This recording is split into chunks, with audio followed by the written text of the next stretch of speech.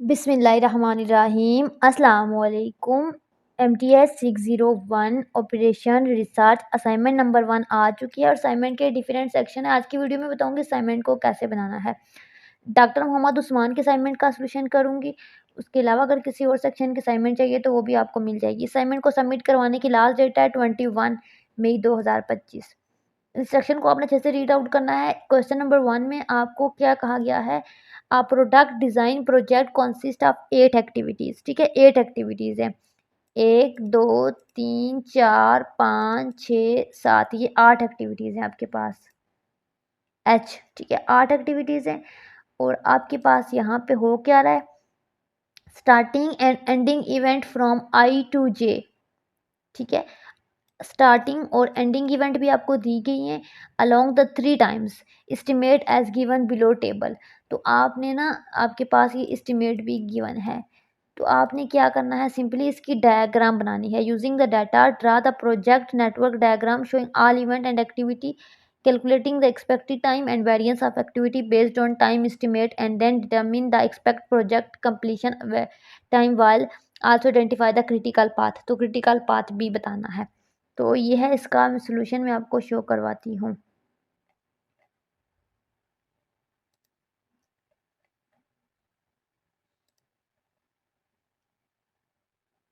ये सबसे पहले हमने यहाँ पे क्या किया, हमें ए बी गिवन था, T0 भी गिवन था, TM, ये चीज़ें हमें गिवन थी। तो हमने TE निकालना था पहले और वेरिएंस निकालना था। तो TE निकालने का फार्मूला क्या होता है, T0 + 4 TM + TP / 6। T0 भी गिवन है, TM भी, TP भी, तो इस फार्मूले के अंदर पुट किया तो ये आपके पास आंसर आ जाएंगे। वेरिएंस निकालने के लिए वेरिएंस का ये फार्मूला है, तो इसके अलोंग कर रहे हैं ना, जब इसके अलोंग, ए के अलोंग, तो ये वाली वैल्यू के अकॉर्डिंग TE निकालेंगे और इसी के अकॉर्डिंग वेरिएंस निकालेंगे। ठीक है, सेम इसी तरह आपने पूरी ए से लेकर एच तक सारी एक्टिविटी का निकालना है। आपको ये शो हो रहा है, आप देख लें। ठीक है, उसके इसमें कुछ एक्सप्लेन करने वाला नहीं है, सीधा फार्मूला है। और आपने रो 1 के लिए कर रहे हो, इस ए के लिए, तो इसकी सारी जो है कंडीशन आपको गिवन है, सामने फार्मूले के अंदर पुट की, सॉल्व आउट किया, आंसर आ गया। सेम सेकंड बी के लिए किया, थर्ड के लिए, डी के लिए, ई के लिए, एफ के लिए, जी के लिए, एंड सो ऑन एच के लिए। उसके बाद आपको कहा गया था कि नेटवर्क डायग्राम भी बनाएं। तो ये इसकी नेटवर्क डायग्राम है। ये देखें, ए आपके पास क्या है, ए, मैं आपको दिखाती हूँ। ए में आपके पास ना स्टार्ट से 1 जा रही है। ठीक है, 1 से 2 पे जा रहा है ए। ये मैं आपको दिखाती हूँ, यहाँ पे ये है ए। तो ए हमारे पास, ये देखिए, 1 से 2 पे जा रहा है। यहाँ पे मुझे दिखाने में थोड़ा मुश्किल होगी।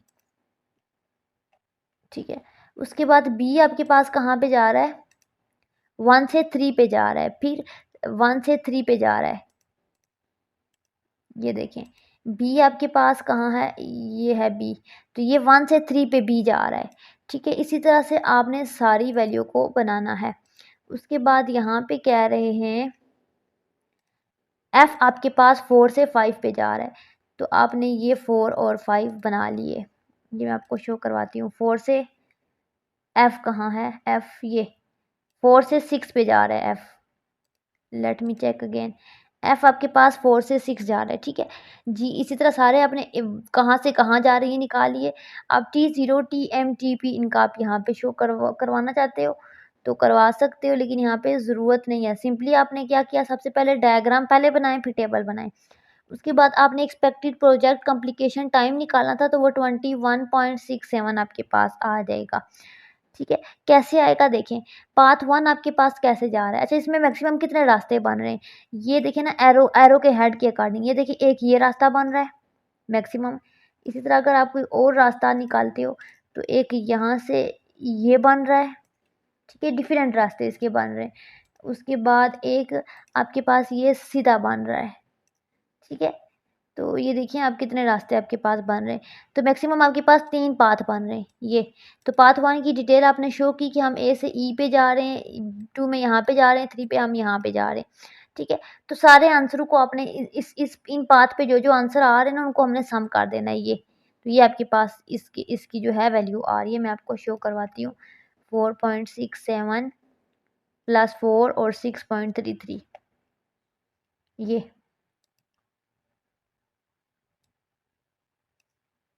ये थोड़ा-सा मुझे शो करवाने में इश्यू होगा, असाइनमेंट इस तरह की है ना, ये देखें आपके पास क्या आया है 4.67 ठीक है, और फिर आया है 4 ए पे आपके पास वैल्यू क्या आई है 4.67 स्टार्टिंग और ई पे क्या आई है ये है ई तो ई पे आपके पास आई है 4 ये आप देख सकते हो ठीक है 4 और जी पे आपके पास क्या आई है ये आपके पास जी पे आई है 6.33 ठीक है एच पे क्या आई है एच पे आपके पास आई है 4 तो ये सारी वैल्यू आपने यहाँ पे लिख ली ठीक है अब आपने क्या किया सिंपली अगेन बताती हूँ क्वेश्चन नंबर 1 में आपको एक टेबल गिवन था उस टेबल को देख के आपने जो है क्या क्या फाइंड आउट किया है सबसे पहले यहाँ पे मैं आपको शो करवाती हूँ आपने शो यहाँ पे किया है इसका यहाँ पे नेटवर्क डायग्राम ड्रा की है एक ठीक है उसके बाद आपने ऑल एक्टिविटीज़ कैलकुलेटिंग की हैं एक्सपेक्टेड टाइम एंड वेरिएंस ये एक्सपेक्टेड टाइम निकाला है आपने टीई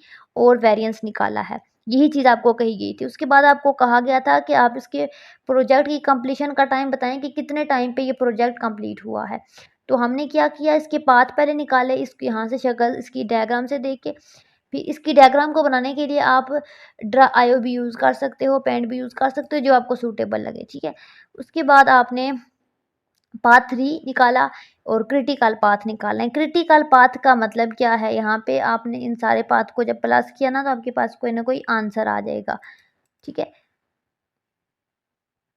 ये 19 पॉइंट समथिंग आएगा ये वाला आंसर ठीक है इसको कहते हैं और आपके पास इसका आंसर आएगा 17 पॉइंट समथिंग इस तरह से आएगा तो आपके पास क्रिटिकल पाथ कौन सा आएगा बी से डी पे कहाँ है ये बी से डी पे और डी से एफ पे और एफ से एच पे ये आपके पास क्रिटिकल पाथ आएगा सबसे ज़्यादा और ये 21.67 आएगा इसको आप कर लेना सॉल्व आउट करके देख लेना ठीक है ये आप सारी वैल्यू को जब प्लस करोगे ना आपके पास आंसर आएंगे आपको पता चल जाएगा अच्छा क्वेश्चन नंबर 2 में आपको कहा गया है a company has a constant demand of this unit per year force of its products the cost of placing each order is 200 and holding cost अच्छा इसमें ना होल्डिंग कास्ट आपको गिवन है ऑर्डर कास्ट होल्डिंग कास्ट और आपने क्या use करना है economic EOQ economic order quantity ये फाइंड करनी है ठीक है 2 consecutive order in month and find the number of orders of the company should place manually ये भी आपने फाइंड करना है तो यहाँ पे देखिए आपके पास सिंपली क्यू निकालने का ये फार्मूला होता है तो ये सारी चीज़ें आपको गिवन है इसके अंदर पुट की तो आपके पास ये क्यू आ जाएगा उसके बाद टाइम के लिए निकालना है तो टाइम का ये फार्मूला है ये टाइम का फार्मूला है सारी वैल्यू गिवन है पुट किया एज इट इज़ तो आपके पास ये आंसर आ जाएगा उसके बाद नंबर ऑफ ऑर्डर निकालना है तो उसके लिए डी बाई क्यू निकालना है तो ये आपके पास नंबर ऑफ ऑर्डर आ जाएगा बहुत ईजी असाइनमेंट है इसको आप अच्छे से ध्यान से करें क्वेश्चन नंबर 3 में आपको क्या कहा गया है क्वेश्चन नंबर 3 यहाँ से मैं आपको शो करवाती हूँ क्वेश्चन नंबर 3 में आपको कहा गया है कि आपके पास ना एक कंपनी है जिसमें इतनी डिमांड है किसी प्रोडक्ट की सेटअप कास्ट भी गिवन है होल्डिंग कास्ट भी गिवन है आपके पास शॉर्टेज ऑफ कास्ट भी गिवन है प्रोडक्शन का रेट भी गिवन है और आपने EOQ फाइंड करना है और मैक्सिमम इन्वेंट्री लेवल आपने देखने हैं और ये सारी चीज़ें फाइंड आउट करनी है 10 और 10 30 नंबर 40 नंबर की असाइनमेंट है 20 नंबर का क्वेश्चन नंबर 1 है इसको बड़े ध्यान से करना है और 10 नंबर का ये है और 10 नंबर का ये है इसमें आपको सारी चीज़ें जो गिवन है ना वो हमने एक ब्लॉक में यहाँ पे लिखी कि ये चीज़ें हमें गिवन है फार्मूला लिखा फार्मूले के अंदर ये सारी वैल्यू पुट की और हमने क्यू को फाइंड आउट किया और ये हमारे पास फाइनली क्यू आ गया इसको तसल्ली से आराम से बैठ के करें उसके बाद क्यू स्टार निकाला उसके बाद एस निकाला फार्मूले आपको लिखे हुए वैल्यू लिखी है सामने स्क्रीन पे नज़र आ रहा है इसमें कुछ एक्सप्लेन करने वाला नहीं है और उसके बाद आपने मैक्सिमम इन्वेंट्री फाइंड आउट की और ये आपके पास आंसर आ गया असाइनमेंट को आपने बनाना है डायग्राम के लिए आपने ड्रा आयो या फिर पेंट को यूज़ करना है और अच्छे से बनाएं बाकी कोई इशू हो तो आप कमेंट में पूछ लेना चैनल को सब्सक्राइब कर दें लाइक करें शेयर करें दुआओं में याद रखें अल्लाह हाफिज़